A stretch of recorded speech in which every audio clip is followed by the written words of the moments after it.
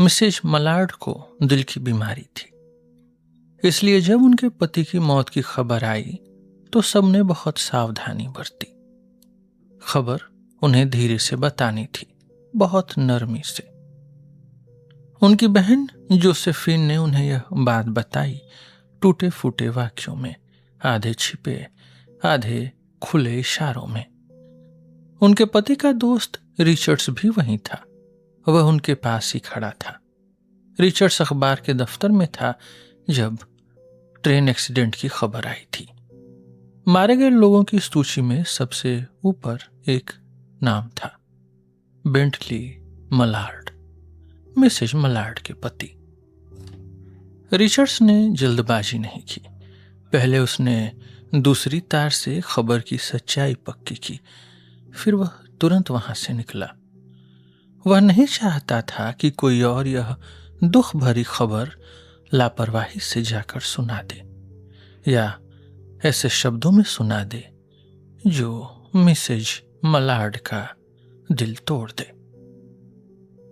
लेकिन मिसेज मलाड ने यह खबर वैसी नहीं सुनी जैसी बहुत सी औरतें सुनती हैं।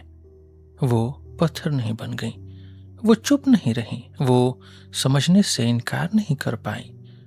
उन्होंने तुरंत रोना शुरू कर दिया, अचानक बेकाबू होकर, जैसे दुख ने एक ही पल में उन्हें पूरी तरह तोड़ दिया हो। वो अपनी बहन की बाहों में गिरकर रोती रहीं। फिर जब दुख का वह तूफान धीरे धीरे थम गया तो वह अकेली अपने कमरे में चली गई। उन्होंने किसी को अपने पीछे आने नहीं दिया। कमरे में एक आरामदायक बड़ी सी कुर्सी थी। वह खुली खिड़की के सामने रखी थी। मिसेज मलाड उसी कुर्सी में धंस गई।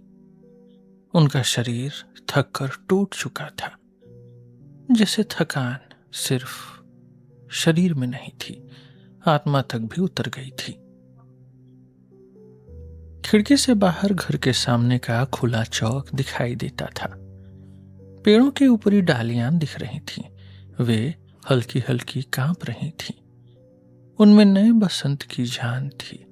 हवा में बारिश की मीठी सी खुशबू थी। नीचे सड़क पर एक फेरी वाला अपनी चीजें बेचने के लिए आवाज लगा रहा था। दूर कहीं कोई गाना गा रहा था। उसकी आवाज हल्की हल्की वहां तक आ रही थी। छज्जों के पास अनगिनत गौरैया चहचहा रही थीं। आसमान में बादल थे। पश्चिम की तरफ उनकी खिड़की के सामने बादल एक दूसरे के ऊपर जमा हो गए थे, लेकिन उनके बीच बीच से नीले आसमान के छोटे छोटे टुकड़े झलक रहे थे। मिसेज मलाड कुर्सी पर सिर पीछे टिकाए बैठी रहीं, बिल्कुल चुप, बिल्कुल रुकी हुई। बस कभी कभी उनके गले से एक सिसकी उठती और उनका शरीर कांप जाता, जैसे कोई बच्चा रोते रोते सो जाए लेकिन नींद में भी उसकी सिसकियां चलती रहें। वह अभी जवान थी। उनका चेहरा गोरा और शांत था। उन चेहरे की रेखाओं में दबे हुए जीवन की कहानी थी और एक अजीब सी ताकत भी। लेकिन इस समय उनकी आंखों में एक खाली सी नजर थी। वह दूर देख रही थी, बहुत दूर। उनकी नजर आसमान के उन नीले टुकड़ों में से एक पर अटकी हुई थी। वह सोच नहीं रही थी, कम से कम साफ साफ तो नहीं। जैसे उनके अंदर सोचने की शक्ति कुछ देर के लिए रुक गई हो। कुछ था, कुछ उनके पास आ रहा था और वह उसका इंतजार कर रही थी, डरते हुए। वह क्या था वह नहीं जानती थी। उसका नाम रखना मुश्किल था। वह बहुत हल्का था, बहुत छिपा हुआ, लेकिन वह उसे महसूस कर रही थी। वह जैसे आसमान से निकल रहा था, हवा में फैली आवाजों से, खुशबू से, रंगों से। वह धीरे धीरे उनकी तरफ बढ़ रहा था। अब उनकी छाती तेजी से उठने गिरने लगी। वह समझने लगी थी कि यह क्या है। यह चीज उनके भीतर आने वाली थी, उन्हें अपने कब्जे में लेने वाली थी और वह उसे रोकने की कोशिश कर रही थी अपनी पूरी शक्ति से। लेकिन वह उतनी ही बेबस थी जितने उनके दो सफेद पतले हाथ होते अगर वे किसी बड़ी ताकत को रोकना चाहते।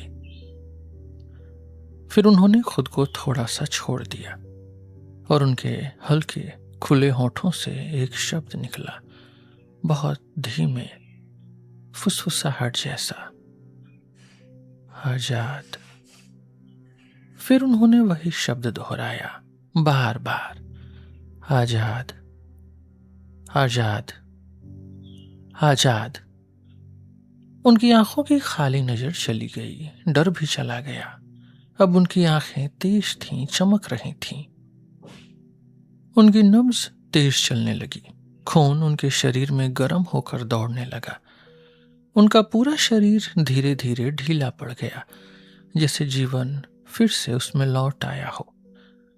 उन्होंने यह पूछने की कोशिश नहीं की कि यह खुशी गलत है या नहीं। क्या यह एक भयानक खुशी है? क्या ऐसी खुशी पाप है? उन्होंने इस सवाल को महत्व ही नहीं दिया। एक साफ ऊंची समझ ने उन्हें बता दिया कि यह सवाल छोटा है, बहुत छोटा। उन्हें पता था कि वह फिर रोएंगी जब वह अपने पति के दयालु कोमल हाथों को मौत में जुड़े हुए देखेंगी। वह फिर रोएंगी जब वह उसका चेहरा देखेंगी, वही चेहरा जिसने उन्हें हमेशा प्यार से देखा था, अब सफेद मरा हुआ। हाँ, वह उस पल रोएंगी, लेकिन उस कड़वे पल के पार उन्हें कुछ और दिख रहा था।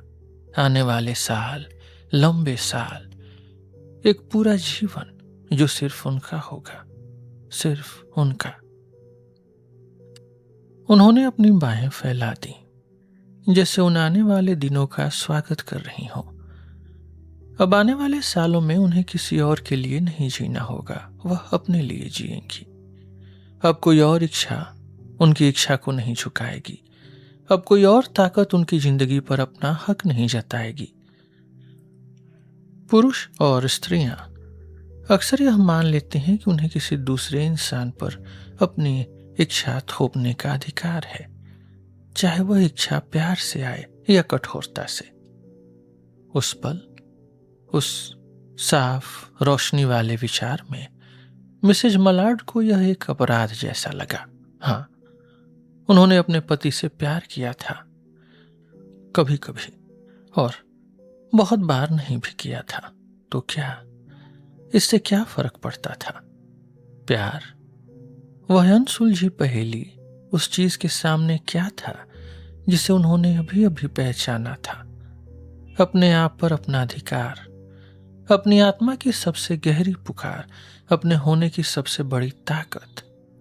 आजाद, शरीर से भी आजाद, आत्मा से भी आजाद। वह बार बार यही फुसफुसाती रही। बाहर दरवाजे पर जोसेफीन घुटनों के बल बैठी थी। उसके होंठ चाबी के छेद के पास थे। वह अंदर आने की विनती कर रही थी। लुइस, दरवाजा खोलो, मैं हाथ जोड़ती हूँ लुइस, दरवाजा खोलो प्लीज, तुम अपनी तबीयत खराब कर लोगी। तुम क्या कर रही हो लुइस? भगवान के लिए दरवाजा खोलो। अंदर से आवाज आई, चली जाओ, मैं अपनी तबीयत खराब नहीं कर रही। नहीं, वह बीमार नहीं हो रही थी। वह तो उस खुली खिड़की से जीवन का अमृत पी रही थी। उनकी कल्पना आगे दौड़ रही थी उन दिनों की ओर जो आने वाले थे। बसंत के दिन, गर्मी के दिन, हर तरह के दिन, और वे सब उनके अपने होंगे। उन्होंने जल्दी से प्रार्थना की, काश जीवन लंबा हो। कितनी अजीब बात थी। कल ही तक वह सोचकर कांप जाती थी कि जीवन लंबा हो सकता है। कुछ देर बाद वह उठी, उन्होंने दरवाजा खोला। जोसेफीन की बेचैन विनती जब खत्म हुई, मिसेस मलाड की आंखों में एक तेज चमक थी, जैसे बुखार सी जीत उनमें जल रही हो। वह अनजाने में ऐसी चल रही थी जैसे विजय की देवी हों। उन्होंने अपनी बहन की कमर में हाथ डाला और दोनों साथ साथ सीढ़ियां उतरने लगी। नीचे रिचर्ड्स उनका इंतजार कर रहा था। तभी किसी ने सामने का दरवाजा चाबी से खोला। दरवाजा खुला और अंदर ब्रेंटली मलाड आया। वही ब्रेंटली मलाड, थोड़ा सा सफर की धूल से भरा हुआ, शांत, हाथ में अपना बैग और छाता लिए। वह दुर्घटना वाली जगह से बहुत दूर था। उसे तो यह भी नहीं पता था कि कोई दुर्घटना, कोई एक्सीडेंट हुआ है। वह जोसेफिन की तेज चीख सुनकर हैरान रह गया। रिचर्ड्स तुरंत आगे बढ़ा। उसने कोशिश की कि ब्रेंटली को उसकी पत्नी की नजरों से छिपा दे, लेकिन देर हो चुकी थी। जब डॉक्टर आए तो उन्होंने कहा, मिसेज मलाड की मौत दिल की बीमारी से हुई थी, उस खुशी से जो जान ले लेती है।